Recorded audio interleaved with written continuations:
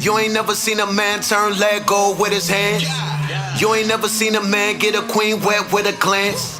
Water turn wine, whole wide world mine in my mind. In and out of time, my light shine bright for the blind. Something about the way I do it. Something about the way I do it. Something about the way I do it. Something about the way I do it. Said I'm gonna be a millionaire soon, but I already knew it. I'm a death, the bullet's fluid. All this winning therapeutic. Something about the way I do it. Something about the way I do it. They be trying to drain my energy up, but the battery is not included. Women trying to be recruited. Let them do it, then I bought it. What is cute, then she fooled it.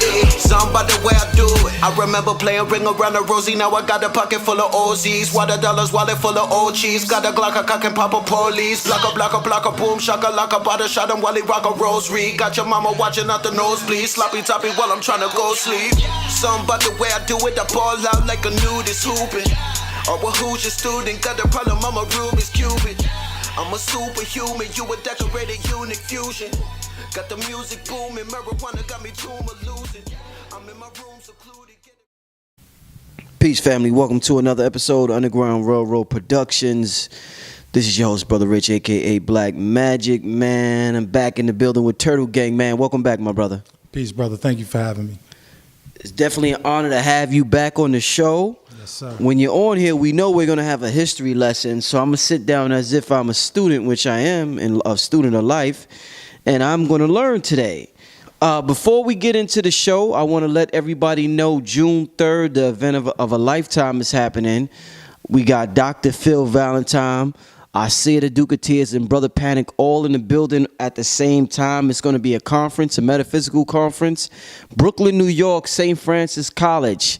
Make sure you're there. We won't see nothing like this again for a very, very, very, very, very long time. So be there in the flesh, be there virtually through the live stream, but make sure you get some of this energy because it's going to be some very great life-changing information. The information will be in the description bar for ticket sales as well as for live stream.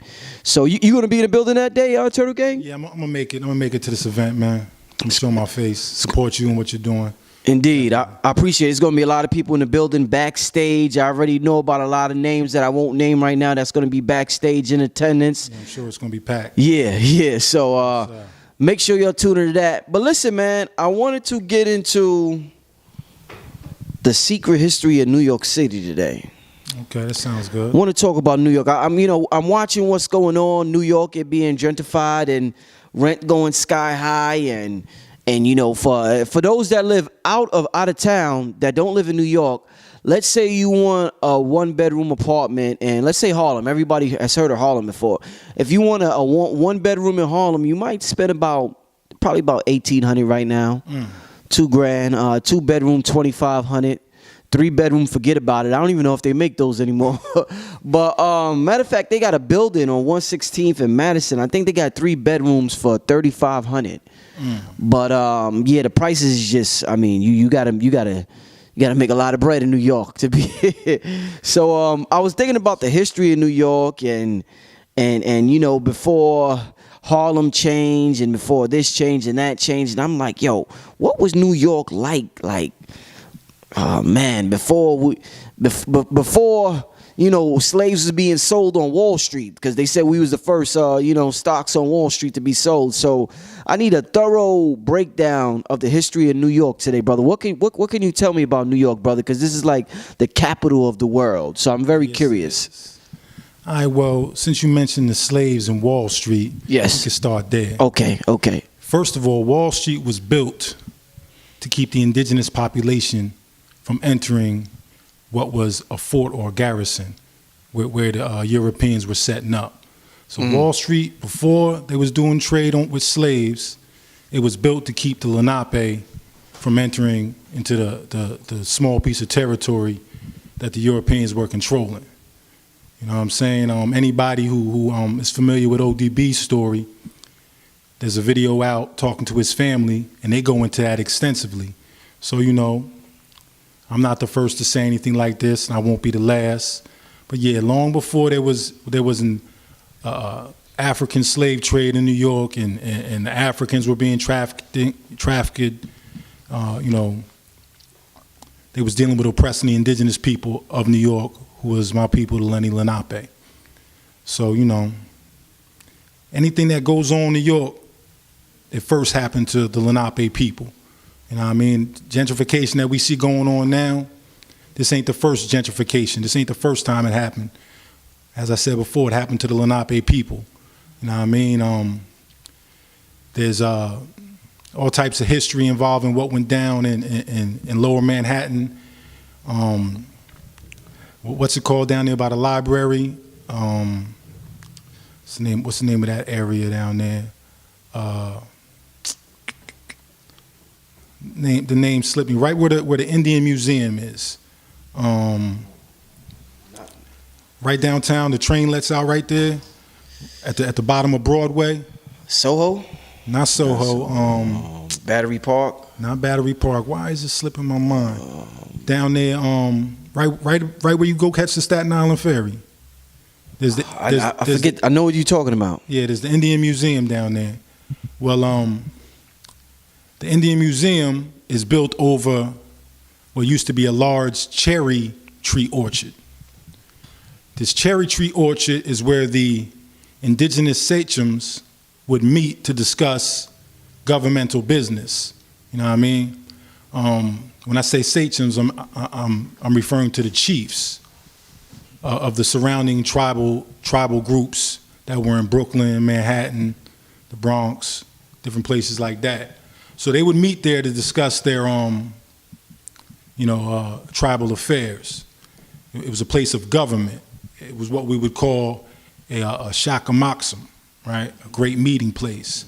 And what happened was there was a massacre of Lenape people who refused to leave the area, right?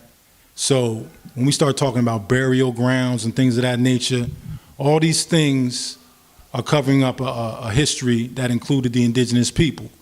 Now, to give you an example, downtown there's it's Cherry Street down there. There's a street called Cherry Street, right? That street is adjacent to the Indian Museum. As I said before, it was a cherry tree orchard. This is why it's called Cherry Street. And this is where the indigenous sachems would meet. One of the positions, or one of the rankings amongst the sachems, a position just below a sachem, is called Sagamore, right? Sagamore, right?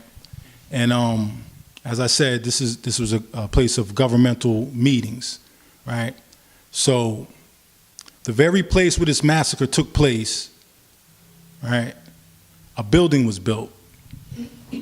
That building ended up becoming the first White House that George Washington occupied. All right? So when we get this myth that George Washington chopped down the cherry tree, right, which a lot of people will tell you is the Moorish government. Right. They're dealing with the indigenous Lenape government, or place where they came to discuss governmental matters, right? All this can be verified. So, talking about a massacre of hundreds of people. Those people were buried right down there in that very place. You can go there now, and it's the Indian Museum. And this is where you get the myth of the cherry tree, which some will tell you represents the Moorish flag. Had nothing to do with the Moorish flag. That cherry tree orchard was where, once again, the Lenape sachems came and they met and discussed governmental matters, right? So I know a lot of people are going to think, or they're going to, it's maybe breaking a spell on people, things they've heard in terms of the Moors, and this was a Moorish government. Had nothing to do with the Moorish government, you know what I mean? Why do you think the Moors got it confused in regards to that? Like, why did they turn it into a Moorish thing? It's a way to, push their agenda. I couldn't tell you. Maybe they got it confused, because like I said, that's why I pointed out the term, that there's a term Sagamore, right? So a lot of Moors might try and tell you, well, there it is, they're referring to the Moors. But Sagamore is a rank. It's not a people. You know what I'm saying? It's a rank. So you have the term Sagamore, you have this cherry tree orchard, and you have a government. You know what I mean? So somebody decided to rearrange the facts and use it to support their agenda. What was Noble Drew Ali? Wasn't he an indigenous Lenape or something like that? No, he wasn't Lenape. No. Noble Drew Ali was supposedly of Cherokee descent. You know what I mean? But he's not from this territory, and he wouldn't have had any say-so in the matter. And I don't believe that that story comes from the mouth of Noble Drew Ali anyway. Okay. You know what I mean? So that's a myth. Right. You know what I mean? A lot of people will push on you, but you can go down to Lower Manhattan now. You can go to the Indian Museum. You can even go to Cherry Street, and there's a building on the corner, and it has a plaque on it that says the first White House. This is where George Washington stayed. You know what I mean? So that's some history that people might not be aware of, but as I said before, they can verify this. You know what I mean? The whole mythology or the whole story, like I said once again, that it was the Moorish Empire that occupied this land, that's not true at all. So why did this become such an important piece of land, New York City? Well, did the Lenape have it guarded as important as right now it is? Well, has it always been that way? Manhattan has always been a place of trade. So this is where we get the whole idea of the World Trade Center. You know what I mean? Nations have come from all over to do trade here, as far as Europe, even Africa. You know what I'm saying? When you look at the river systems, they all, a lot of rivers meet up around what we call the Hudson Bay. You know what I mean? Which is the Brooklyn Bay, which is the Raritan Bay. So it's always been a place of trade. It's always been a sacred place where the nations came together. You know what I mean? So it's always had its importance. It's always had its, it's always been relevant to the people. Broadway is an old indigenous trail. It's called the Mohican Trail. Broadway. And that road goes all the way up to Canada. That was a road that was used also in the Underground Railroad to take the people who were running away, to get them up to Canada. Mm-hmm. You know what I mean? So the sheer fact that it's a major port, you got major ports, you got New Orleans, you got down in the Florida area, and then you have here Manhattan, the Bay. It's a major port, you know what I mean? So you're always going to have all types of trade going on in these ports. Very important, you know what I mean? It was a cornerstone of the culture of the people, just as it is now. Like, the things that make New York City what it is have always been that way. You know, the roads that we travel are old trails. Even where the ferry crosses, that's a place where the indigenous population would cross, because it's the shortest place in between here in Jersey, here in Staten Island, things of that nature, you know what I mean? So everything that we see in New York is just an overlay of what was already going on. You know what I mean? Fulton Place, Fulton Street, that's an old trade route. All these major roadways were trails that the indigenous people did trade, and as I said before, they did trade with people from, Africa, the Middle East. Everybody was coming over here doing trade. It was new to the Europeans, but it was not new to the indigenous nations that had entered into treaties. You know what I mean? So what can you tell me about Central Park? Okay, Central Park was a place where Central Park at one time was a village for the Seneca tribe, right? And it eventually became a African American village. You know what I mean? We have to understand that the important places where we occupy are important for certain reasons. The type of the soil, you know what I mean? The fertility of the soil, things of that nature. So Central Park was a place where at one time an Lenape tribe lived there. After they moved on, African Americans were able to buy property and they were living there. This is early on. Also, what Central Park did was it divided up the east and the west side. And on the east side is where all the rich Europeans lived. The west side is where the Europeans with a little, not as much money. They weren't poor, but they didn't have the type of money. They didn't have that old money. You know what I mean? So it served multiple purposes. And I don't know if you're familiar with a term called long pork or long pig, but what that was is the first Europeans that were able to make a lot of money, they call it old money. What they were doing, they were selling fresh meat, right? But the meat they were selling was human meat. And this is how they were able to make their wealth. That meat they were selling was basically indigenous people.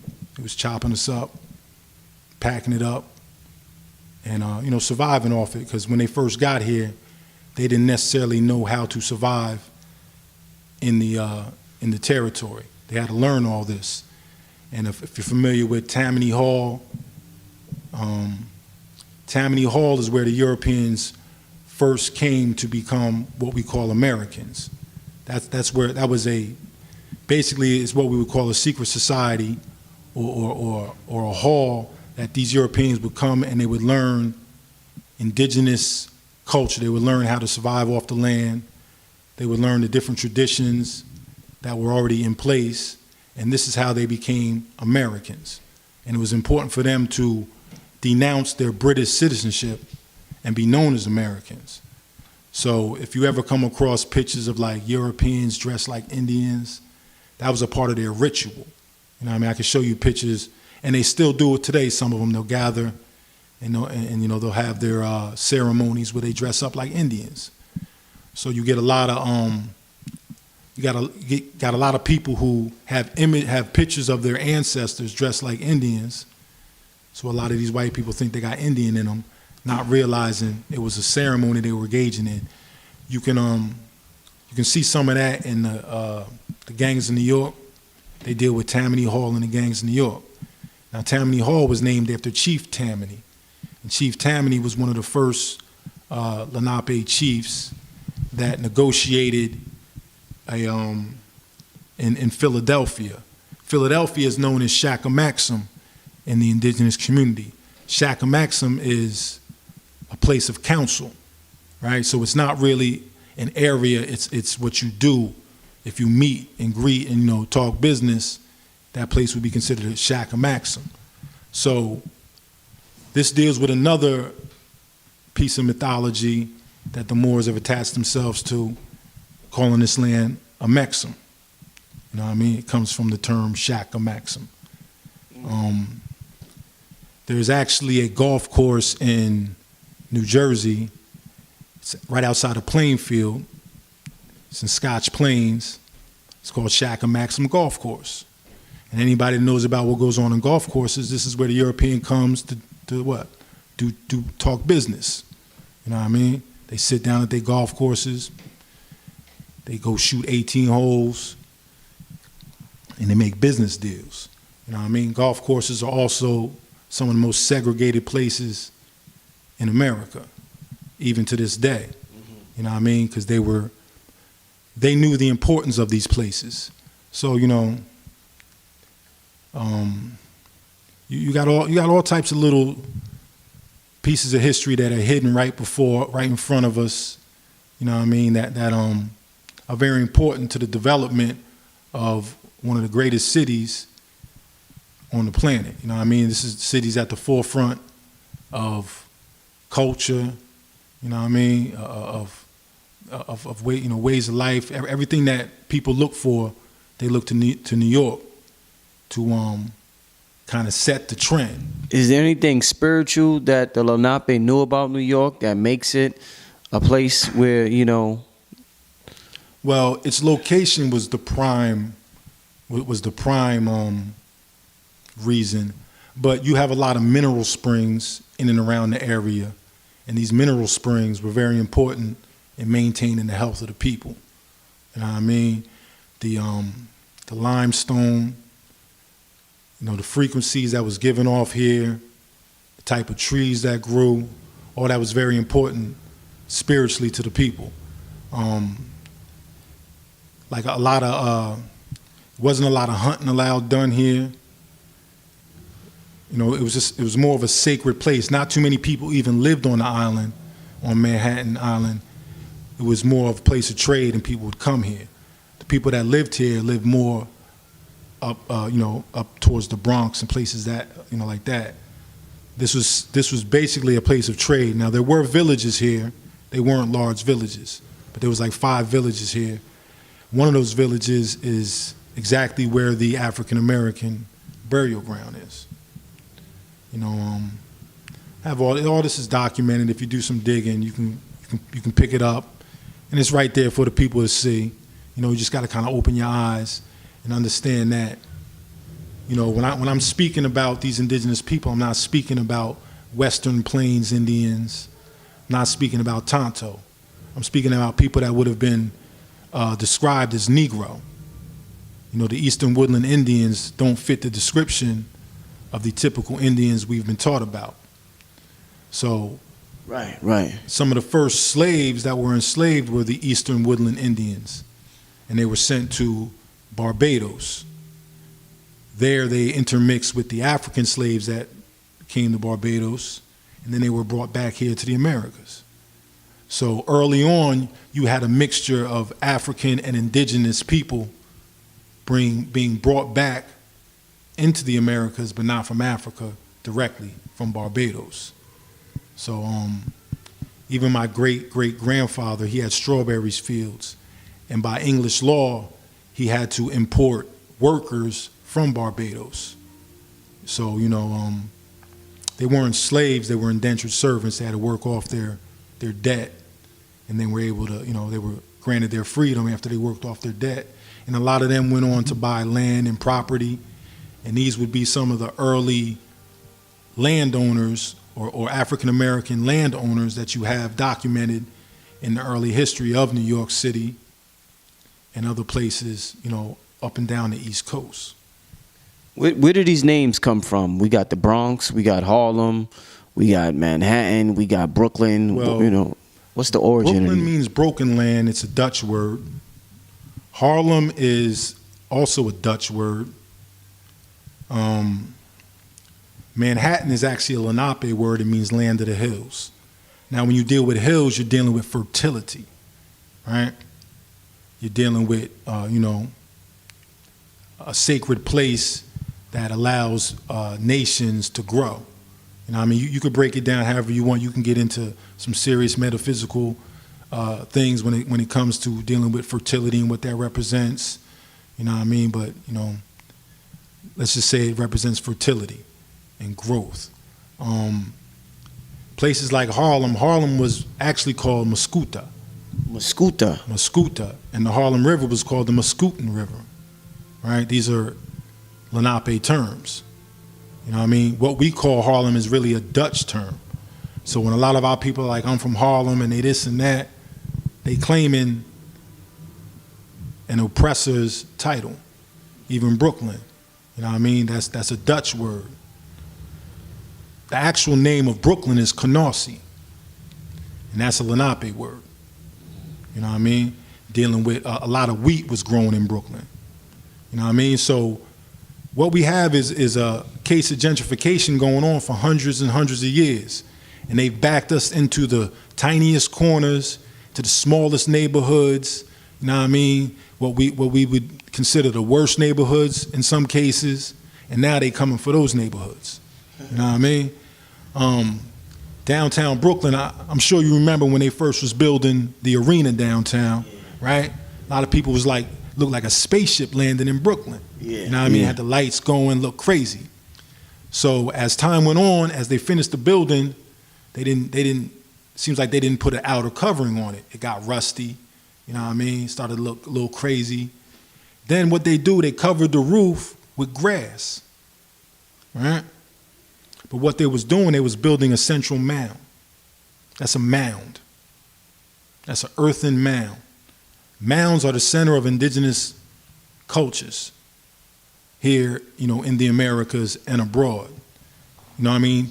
This is where your religious ceremonies took place, your entertainment, and your trade. So right, what you got in the middle of Brooklyn, the center of trade in Brooklyn, is a giant mound. You know what I mean? And that's reflective of the indigenous culture that they were emulating. You know what I mean? So along with that, you know, that mound wasn't built for us though, that mound was built for them. So now what you have is a proliferation of Europeans entering into our communities and even entering into some of the worst communities. You know what I mean?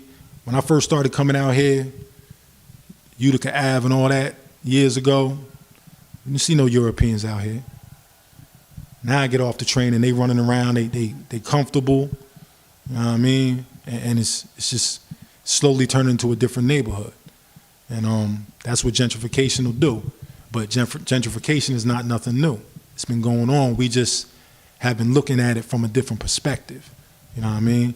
As I said before, Wall Street was built to keep the Lenape out. Eventually, African slaves were sold, but its original inception was to keep the indigenous population out of a land that they utilized to do trade.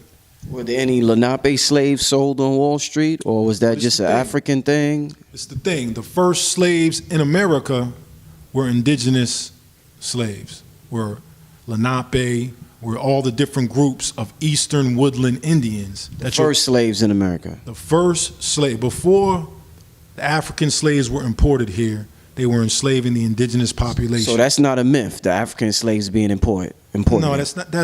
See, you got people really getting carried away with all this shit now. You know what I mean? People are starting to embrace the idea that they are indigenous and then they ODing on it. You know what I'm saying? Yeah, there was a slave trade that brought Africans to North America. Just the total population of slaves that were taken from Africa, they say it's like 12 million. The issue is the 12 million slaves were taken all over the world, not North America. About 400, little less than 400,000 were taken to North America. And the majority of them were taken to places like Virginia and the Carolinas. You know what I mean? So when you start going over slave records, and people have to understand that slavery was a lucrative business. Anybody that has a successful business keeps papers. They keep paperwork. You know what I mean? You're not going to have a successful business and you don't keep your paperwork right. You know what I mean? So the records are available. All you have to do is do some searching and you can find these records. And what you'll find is that a little over 300,000 slaves were imported to the Americas. When I say the Americas, I mean North America. The majority of the slaves were taken to places like Brazil, you know what I mean, all the way down into the most southern reaches of South America. They were also taken to places like China, England. So when we're taught about slavery, we're taught 12 million or so, around that number. And then we just associate that with North America alone. And that's the issue. So the slave trade did happen. It was egregious, but the number of slaves that we attribute to coming to North America did not come to North America. And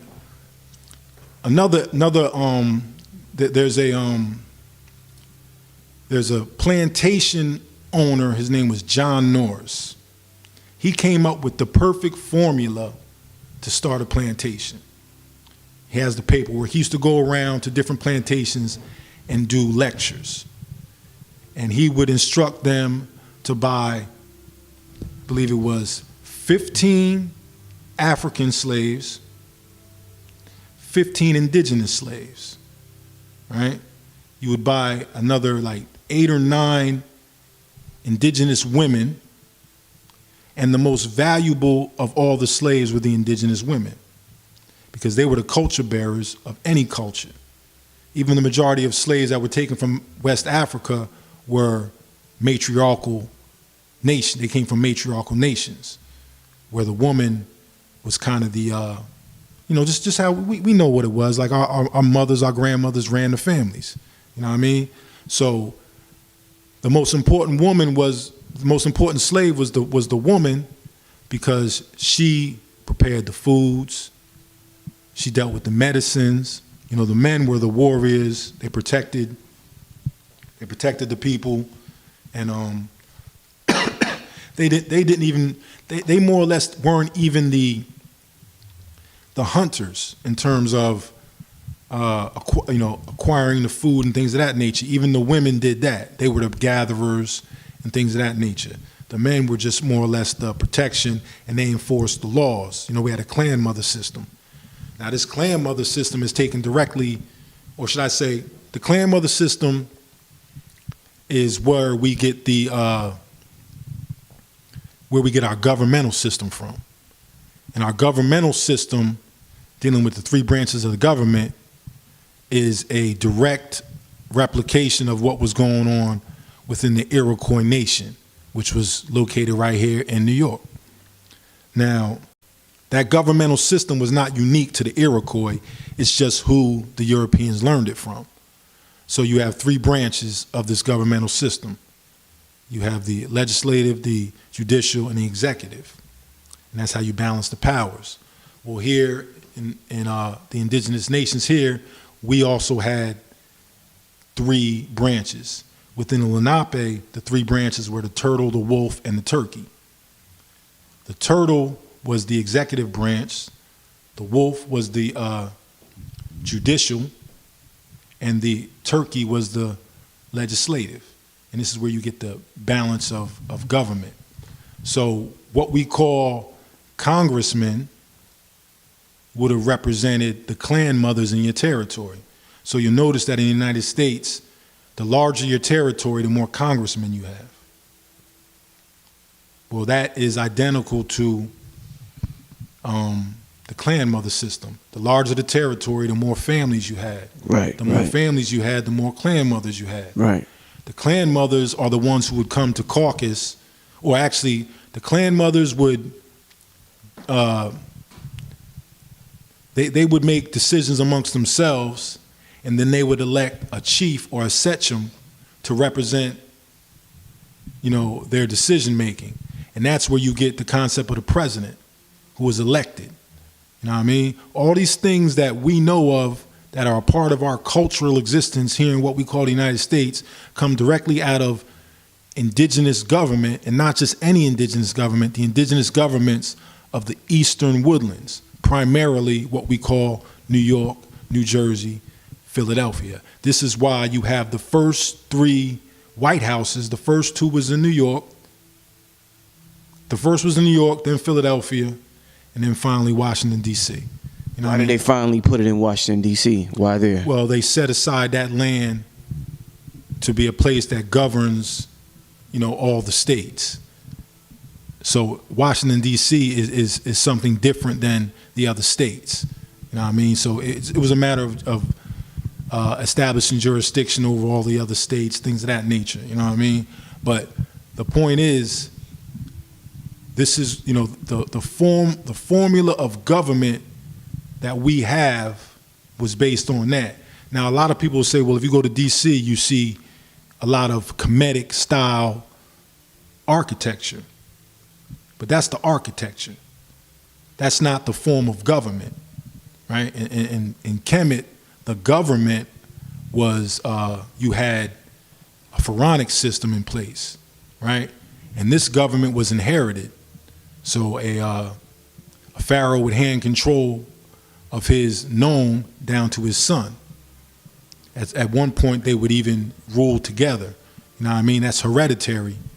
The United States government doesn't work that way. Now, some might say all the presidents are related and they're really running the government that way, blah, blah, blah. But the way it's set up is it's an electoral government. Now, of course, they have manipulated the system to where they control it, but at its face, it's based on the indigenous cultures and the way of life that they learned from the indigenous tribes, primarily, I would say, the Lenape people and the Iroquois people right here in New York. And if you study Tammany Hall and what that was about, it will become very evident to you as to where they got their form of government. The first Americans were right here in New York. Like that was a term that the Europeans established to set themselves aside from the British. You know what I mean? So they could be their own people, not under control of the British government. You know what I mean? They even formed their own branch of masonry. You know what I mean? Although they still coming out of the European ranks, when Europe was when the colonies revolted against Europe, you know what I mean, they stepped out of those ranks.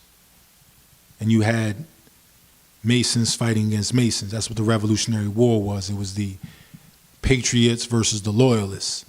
The patriots were the Europeans who were loyal to, or the patriots were the Europeans who wanted their own thing. They didn't no longer want to be under the British government. And the loyalists were the Europeans who were loyal to the British government. So this is what you get to, this is what you call the Revolutionary War, where these two Europeans were fighting against each other. One became known as American, the other remained British. And so, you know, a lot of us run around, we call ourselves Americans, and even that in itself is a bit of a slippery slope that we navigate on. You know, a lot of people will tell you, well, America come from the term Amerigo Vespucci, and beyond that, like when you break down his name, that's a translation of his name. His name also translates in other languages to Alberto.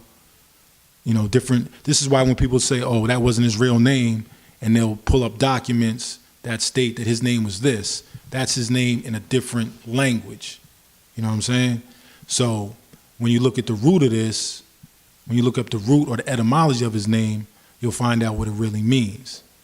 And but the actual term America comes from Amuraka, right, which was a term that the people of Peru used. And this is who Amerigo Vespucci encountered when he came to America, what we call America. So that term represented their deity, their spiritual god, which was a winged serpent. You know what I mean? It's not a spin-off of Morocco. It's none of that. Doesn't mean the same thing. Morocco comes from the term al-Maghrib, which means furthest west. Amuraka means winged serpent. You know what I mean?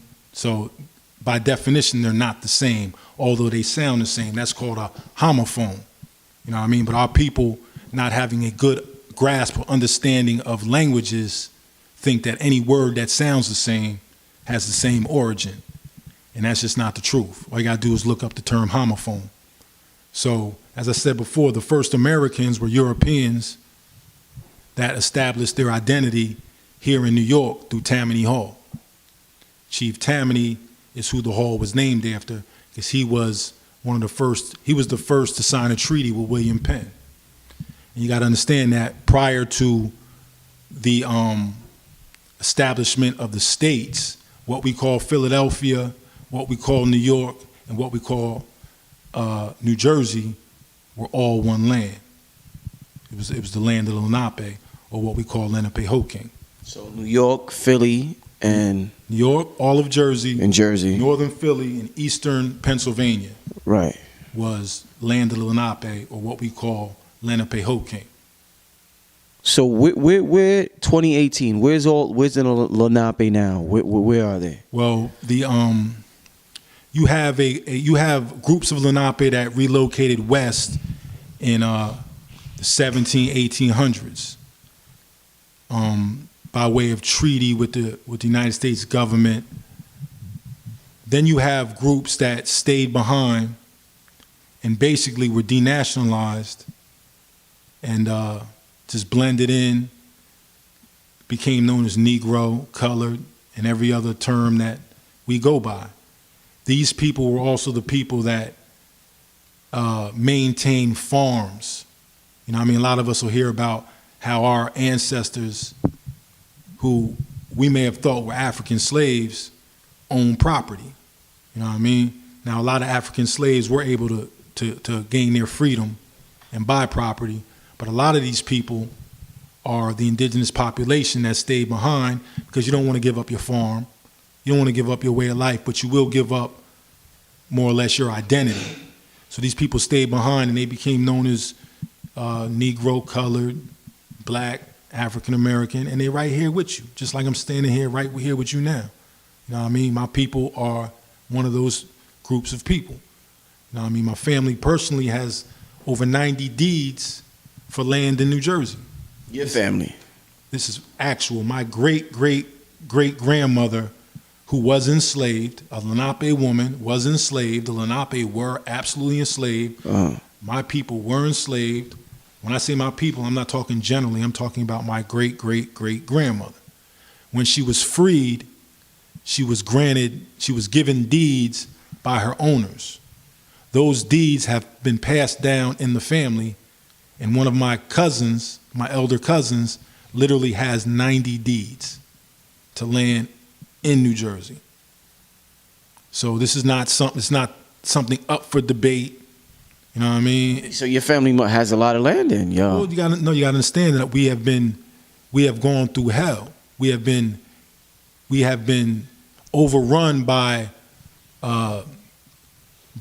corporations that, regardless whether or not we have the deed or not, we don't have the physical power to keep these people from doing what they're gonna do.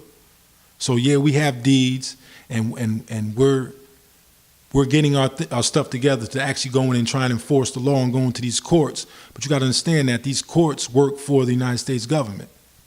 So the chances of them giving us back the land that has been developed and people are making money off of is slim and none. You know what I mean? But we have the deeds. We just don't have the army or the military to enforce it.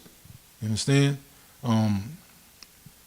I could tell you stories about. So how far back can you go? I remember you talked about that before. How far back can you go with your family? On paper to 1664, absolutely. 1664. 1664, absolutely.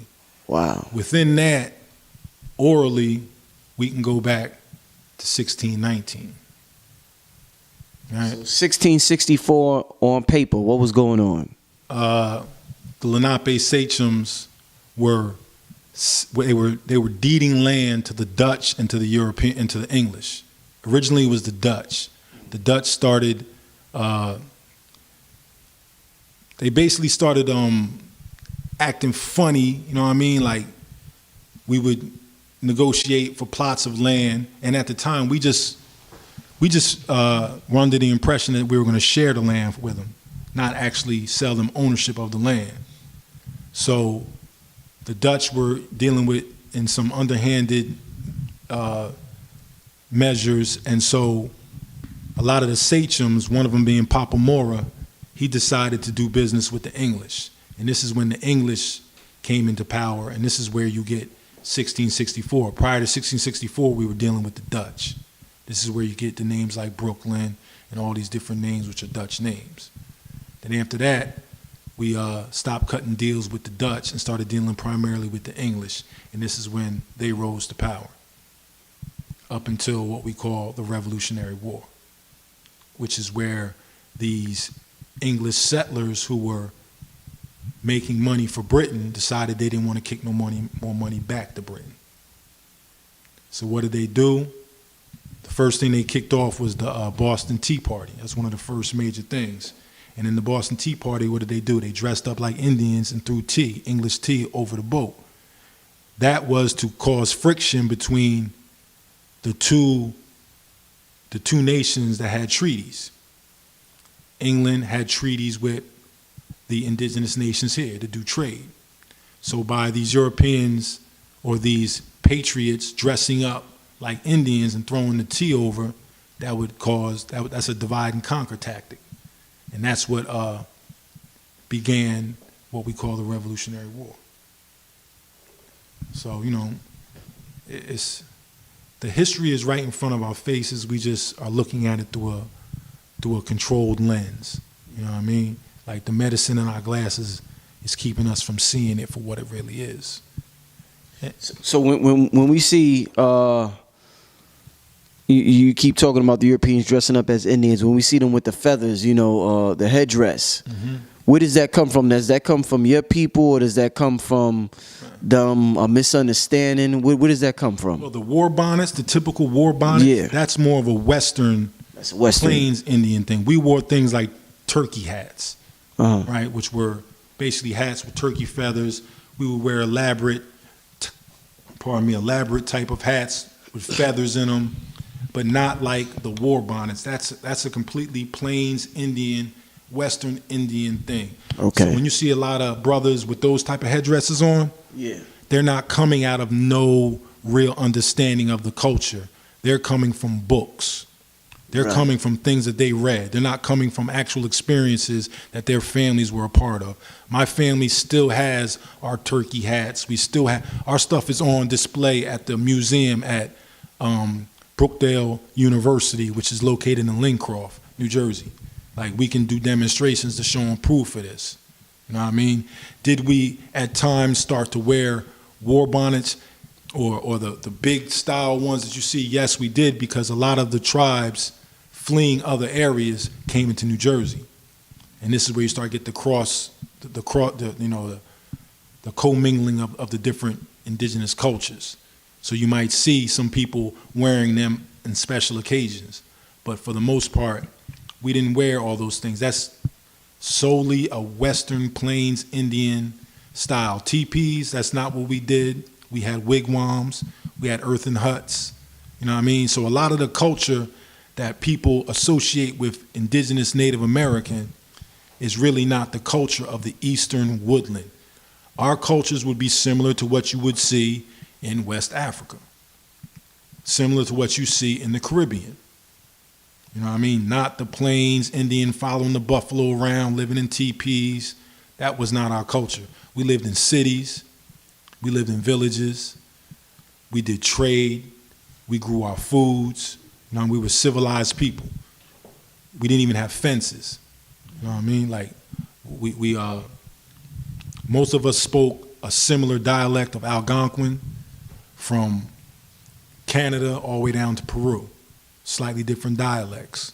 This is called what? Algonquin. So do y'all still, do you know how to speak any Well, there's certain terms that we still have, you know, greetings. like what?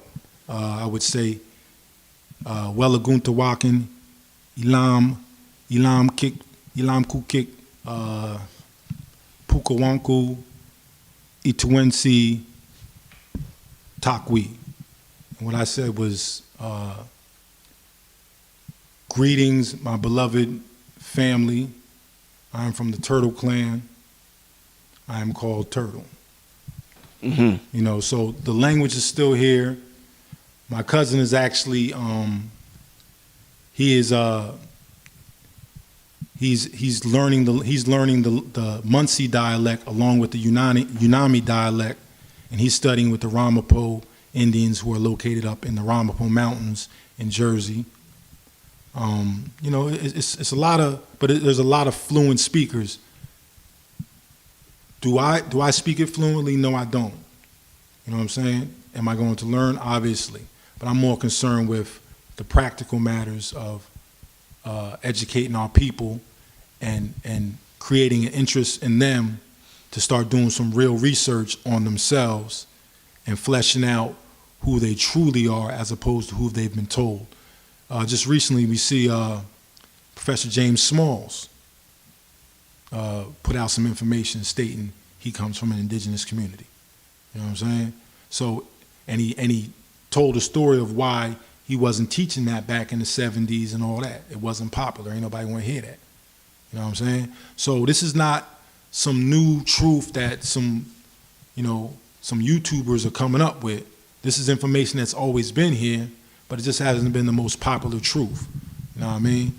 And there's very creditable people that are behind these, that are actually speaking on these truths. You know? So you have records going back to 16, written records going back to 16, which is 60? The very deeds that Papa Mora and all the different, Papa Mora signed 15 deeds in 17 years. Some of those very deeds my cousin has in his hands. See, when I'm talking about deeds, I'm not talking about European deeds. I'm talking about the original deeds signed by the sachems that controlled the area that date back to this time. You understand? I'm not talking about a deed from a landlord. You understand? I'm talking about a different type of deed. Well, not just deeds. I'm curious, since you're able to trace your roots back so far. I mean, that's fantastic. A lot of people can't. They go on to Ancestry.com and shit like that. And you can get it on Ancestry.com. Oh yeah, so you think that's legit? Ancestry.com. Ancestry.com, yes, indeed. You can get it. You just got to know how to navigate through it, because a lot of names were very common. Okay. You know what I'm saying? So you can't be so quick to assume that the person that you're identifying is actually your exact relative. You have to be meticulous with it. But Ancestry.com, you can trace your history back a long ways on Ancestry.com. Okay. You can find some real truths out on there. Okay, so what can you tell me about, religion? So many brothers and sisters have debated throughout the years, where the Hebrews, no, we're not the Hebrews, we're the Kemites. We came over here from ancient Kemet, or, we're Islamic, or, no, we're Christian. Christian was our, so it's a big debate. What can you tell me about your people and their spiritual system here in New York? Well, our spiritual system, we revere nature, right? At a certain age, you would go on a, like they like to call it maybe a vision quest, you know what I mean? But you would go into nature for a few days until you found your spirit guide, which would be an animal. Something would occur with you and this animal that would convince you basically that this animal's here to guide you. You know what I'm saying? And at that point, you might start taking on some of the characteristics of these animals, how they live, the spirit of them. And really, if you study animals and see how they interact with nature, they right and exact. See what I'm saying? They live according to nature. So what we would do is we would incorporate that into our lives. So your spirituality was just a way of interacting with nature and not destroying nature, interacting with your environment. Now, the religious spirituality that people are caught up in was a way that people controlled you. It was a way that they were able to control your mind. That's not the spirituality that indigenous people, practiced in our ancient times. Our spirituality dealt with being one with nature. So if you were to go out and it was time to eat, right, you wouldn't go out and kill 10 deer and then eat one and throw the other ones in the freezer. You would go out and you would kill that one deer. You would thank it for giving its life for you. You would perform your ceremony over it, which is where we get our religion from. But all you're doing is giving thanks to this creature that gave its life so you could sustain yours. And you would use every aspect of that animal, you know what I mean, in your life. You would use the bones, you would use the cartilage, you would use all the things in that animal gave of its life as a practical, functional part of your existence, on down to jewelry. See what I'm saying? And that's how we interacted with nature. So people say they're spiritual, but we live a life where you open somebody's refrigerator and they got all this dead meat up in there. And it ain't that they got the dead meat, it's that if you're not eating it right, you see what I'm saying? Like, it's a waste. Like, the European came here and taught us that. They taught us that they would pay for otter furs, they would pay for fox furs. So we got caught up in getting trinkets, and rather than go kill something when we needed it, we would go kill a whole bunch of it so we could get some trinkets. And this is where we started to fall out of our nature. This is where greed and things of that nature came into play. So when we talk about spirituality, it's not a religion. It's not, it's not biblical passages. It's none of that. It's how you interact with nature around you. Did your family have a holy book? Is there a holy book that has been passed down, or? Well, at the point in which we took on a religion, yeah, we had a Bible. You know what I mean? But prior to that, your holy book was nature, was life. You observed it. You know what I mean? You didn't get it from a book. It's your interaction. Now, when we took on forms of Christianity, a lot of that was political. So you got to understand, like the Lenape people, my people, we're Episcopalians. Now, Episcopalian is the North American version of the Anglican Church. Now, the Anglican Church was at war with the Church of Rome. Now, we know all the papal bulls and all the documentation that called us savages and that allowed the European to come over here and do what he did came from the Roman Catholic Church, right? The Roman Catholic Church was also up in England causing hell up there, enslaving those people. So the people of England formed their own church called the Anglican Church. You know, it was they didn't answer to the Pope, they answered to the Queen of England. See what I'm saying? They were in opposition to the Pope, right? So when the English came over here and signed treaties with the Lenape and the other indigenous tribes, right, we were partners. So in order to strengthen our partnership, we became Episcopalians if we had to take on a religion, because that meant we were in opposition to the Catholic Church. See, it was a political move to strengthen our ties with our allies. The only issue is England was betrayed by its own people. And that brings you back to the Revolutionary War. So, you know, it's not like when they first came here, they were coming here to oppress us. They were coming here to learn from us and to do trade with us. It's just that some of them got greedy and stepped outside of the treaties. The first 9 police officers that were sent here came to Brooklyn. And they were sent here because the settlers were raping the native women. So England had to send police officers here. You know what I mean? And this is long before what we know of the sheriff who was hunting runaway slaves. They were sent here to police their own people because they were going outside of the agreements stipulated in the treaties. You know what I mean? There's the movie The Patriot will show you this with Mel Gibson. They show you what's going on in that movie. You know what I mean? Now, did some of the English soldier that came here, were they ill-spirited? Yeah, some of them were too. You know what I mean? But the agreement between England and the indigenous people was one of friendship. You know what I mean? But you can't guarantee what each individual is going to do with the opportunities he's given. So, you know, but yeah, so our form of spirituality was nothing like what we consider today. What we're left with today is the ritual of our spirituality. You know what I mean? And we indulge in that. But the ritual is nothing without the functional aspect of it. See what I'm saying? Like, the ritual is just a show. And that's what we do. We deal with shows. We don't deal with the substance of our culture anymore. To close out, my brother, what message would you want to leave with the, you know, what we call the African American community? You know, whenever they say Jesse Jackson came up with that term, what message would you want to leave to the so-called African American community? And not just those in particular, but everybody but those in particular who goes under this term, African American. Well, I would say to the people, those of us who are embracing our indigenous history and lineage are not doing so to space ourselves from being African or black, right? This experience that we call the African American experience is just like that, and Africans and Americans experienced it. We both experienced slavery. We both experienced oppression.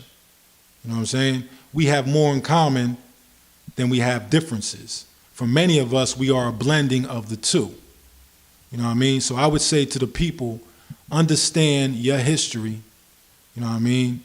There's nothing wrong with consenting. You know, if you're African, I love you, you're my brother. If you're indigenous to the Americas and you're a part of a tribal community, or you have history of being part of a tribal community, I love you, you're my brother. We working towards the same thing.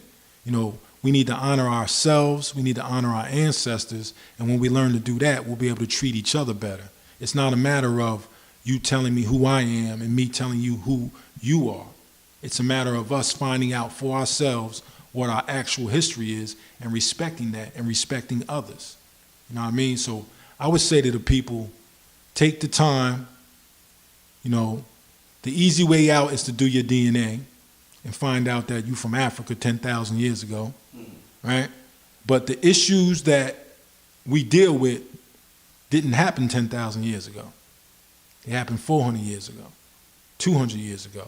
For some of us, 100 years ago. You know what I'm saying? So taking that DNA time capsule and jumping back in time 10, 20,000 years is not going to solve your problem. What you need to do is trace your genealogy and find out exactly who your people are. And when you do, you're going to find out you got indigenous American in you. You're going to find out you got Irish in you. You got all these different groups that came together here and intermixed. And based on the color of your skin, you were oppressed. Being black is not a nationality, it's an experience. You know what I'm saying? If you were melanated, if you were dark, you were oppressed, whether you were Native American or you were African. So we got to put aside our differences and begin to organize and work together, regardless of what our ancient origins might have been. And we should not be offended by people who want to embrace the things they're finding about themselves at this point in our history. You know what I'm saying? At this time, because we've been lied to. You know what I mean? The truth has been exaggerated. We've been taught to overlook what's really important to us, which is our cultures. You know what I mean? So we just gotta take a deep breath. We gotta sit back, and we gotta learn some real truth. And once we do learn that truth, it's going to open a new paradigm for us. And we got to stop getting caught up in religion. Like, religion is just that. You know what I mean? Your mother could be a different religion than you. Doesn't change the blood that's running through your body. You know what I mean? You're not going to argue with your mother because she's a different religion. She still gave birth to you. She still got jurisdiction over you. So let people have whatever. If the Hebrews want to believe they're Hebrew, pardon me, if the Hebrews say they Hebrew, they Hebrew. If a Moor say he a Moor, he a Moor. If a brother say he's indigenous Native American, that's what he is. But how can we work together? How can we do trade? How can we build up our communities? That's what should be important, not this what our ancient origins were and you from Africa and, you know, that's what it is and you need to stop trying to not be what you are and you're ashamed. You know, I get told I'm ashamed of being African all the time. You want to be anything but black. Anything but black. African, yeah, anything but African. I can't change that. And to testify to that, I can show you in 1992 when I had an indigenous workout line of clothing for women that had all types of African spirituality on it, had different indigenous spiritualities on it. I can show you the home I grew up in that had an 8-foot scarab beetle and African art all throughout the house. You know what I mean? I ain't never been ashamed of what I can learn and the aspects of African culture that have made my life a more beautiful life to live. You know what I mean? My ancestors taught me we were stripped of our culture, but we can learn a lot from African cultures. So we've always studied African culture. We've always accepted, you know, the African influences. We've always accepted the fact that we have African blood running through our veins. It doesn't change the fact that we existed as indigenous Native American nations. And let me say this about the term indigenous. Indigenous is a word that was applied to anybody they found here when they got here. So if you was here, if you arrived here 100 years before the European, he called you indigenous. You know what I mean? By definition, it'll tell you the people who originated on that land, but that's not how the European uses the term. He uses it as whoever he found here before, you know, when he got here, whoever was here, he calls them indigenous. And there was a lot of trade, and there was, you know, a lot of seafaring back and forth between different nations when the European got here. This is why they found mosques and everything in Cuba, Quick question before we end. I just remember this. We talked about it before the camera came on. When the movie Black Panther came out, I've seen several people online. You know, everybody was talking about Wakanda, and several people online, I guess you would say the Morris brothers, were saying that Wakanda actually exists in America, and that the movie got that term of this beautiful place from, I guess, you know, indigenous people that were already here in America, that was already part of a nation called Wakanda. Could you talk about that? All right, so there's a reservation, and it's called Wakanda. I believe it's in Illinois, somewhere in the Midwest. But you have to understand that, once again, the term Wakanda, right? A lot of these terms that we identify are homophones. So you can go into there's the African culture. You can find the same term Wakanda in that culture, right? So one person might have gotten it from an African nation. Another person might have found evidence of it being an indigenous nation in the Americas, and because the terms are similar and sound the same, you're trying to use one against the other. No, they're homophones. You know what I mean? And as simple as that. Stop trying to make the similarities in languages have identical meanings. If we want to find out what Wakanda really means, we will go study the reservation that's named Wakanda, see what it means. And then we would dig up the words within African dialects that sound like Wakanda and see what they mean. Now, if their meanings are identical, now we got another conversation. You know what I mean? But we have to stop relying so heavily upon homophones. You know, human beings can only make but so many sounds. You know what I'm saying? So you're gonna have similar words that sound the same. They're not the same. So I would say about that, yeah, there's a Wakanda in the Americas. Is it the Wakanda they're referencing in the Black Panther? I don't believe so. You know what I mean? I believe it's just a term that they're using. You know what I mean? But, you know, they'll tell you about the term Amazon, and they'll say Amazon, you know, Amazon could be a term that could be used on either side.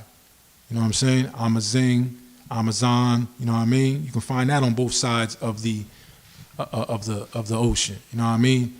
Does that mean they're the same people? No, it doesn't. It just means these words sound similar. So I would say stop worrying about all that. I mean, that's not important. What's important is us organizing and doing better for ourselves. You know what I mean? Creating trade amongst ourselves and respecting each other. That's more important than anything else. You know what I mean? Indeed. On that note, man, I want to thank you for coming through. Leave your contact information, brother. I know people are going to want to hit you up. Yeah, you can follow me on Facebook, Turtle Gang NYC. I got a website, TURTLEGANG.NYC. I got a documentary film called "When Is an Indian Not an Indian? When He's a Negro." You can find that on YouTube. You know, we're doing things. You can check out my store. All that is linked on my website, TURTLEGANG.NYC. I'm on Instagram, TURTLEGANG.NYC. You know, check us out. You know, we trying to bring the people together, trying to show a better way of dealing with this information, not being so antagonistic towards each other, and just dealing with truth. And you know, it's that time. We got to stop fighting amongst each other, stop debating with each other, start embracing each other on what's going to make us a better people. So to that. Indeed. And on that note, I want to thank everybody for tuning in. Thanks for all the Patreon supporters. We have a Red Pill lecture coming up soon in about a week on the Patreon site. Make sure you go to PayPal, donate to the channel, support independent media so I could continue to bring brothers like Turtle Gang on here to drop this information that has been suppressed from us for so many years. You could donate at richandmarriage7@yahoo.com. The links will be in the description bar. And on that note, this is Brother Rich, Underground Railroad, Turtle Gang. We signing out, family. Peace. Peace.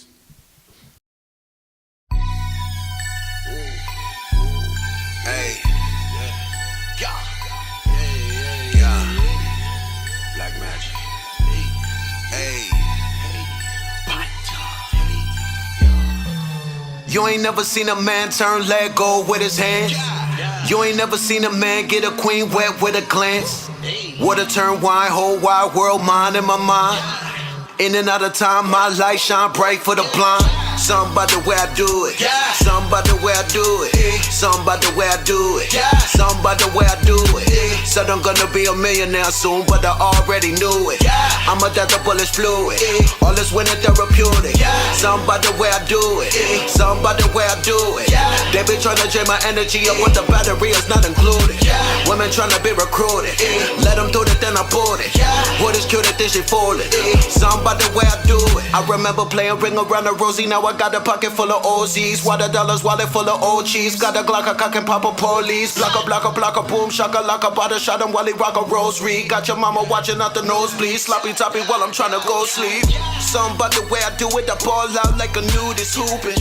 Or a who's your student? Got a problem, I'm a Rubik's Cupid. I'm a superhuman, you a decorated unique fusion. Got the music booming, marijuana got me tumor losing. I'm in my room secluded.